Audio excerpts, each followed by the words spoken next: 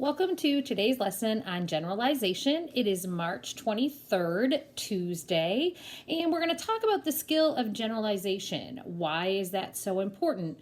Well, you're going to use this skill when I ask you to do a summary of something that you've read. So you're going to take all those facts together that you've read and you're going to put it into a generalized statement, paragraph, or even sometimes you're going to be asked to write a page or two. And you're going to use these generalizations to take what you read and summarize them. So when you see you have, and I'm looking at my screen, about an 8-minute video. This one's a little longer because it includes more than just generalization. And it's going to help you with this particular skill. All right, so then we look at it and it says how to form generalizations. 1, collect information about the topic.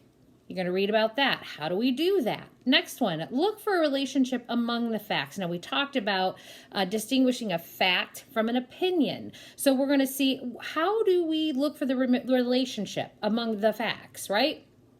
3 says, form a general statement about the related facts. So this is just a 1 sentence, maybe 2 sentences. You're going to state a general statement about the facts that you've read. Okay. And then 4, make sure your generalization is valid. And it's going to tell you how to make sure that that's valid.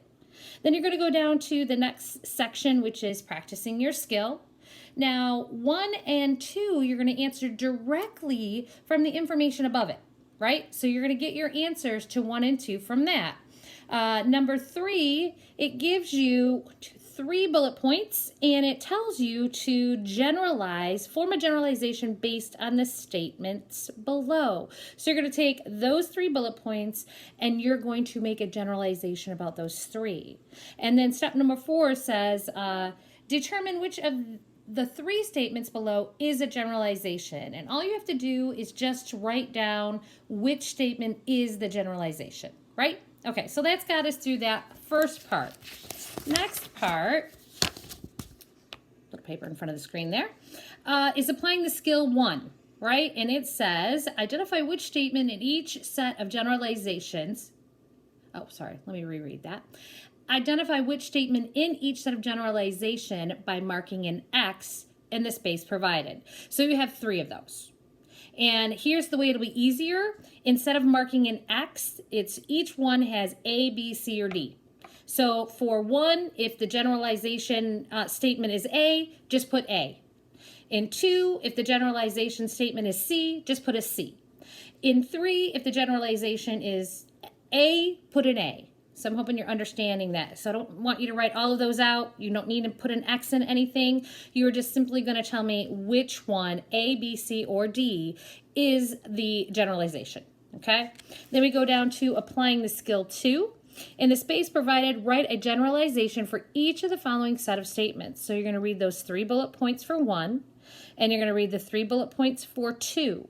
And then you're going to write a generalization.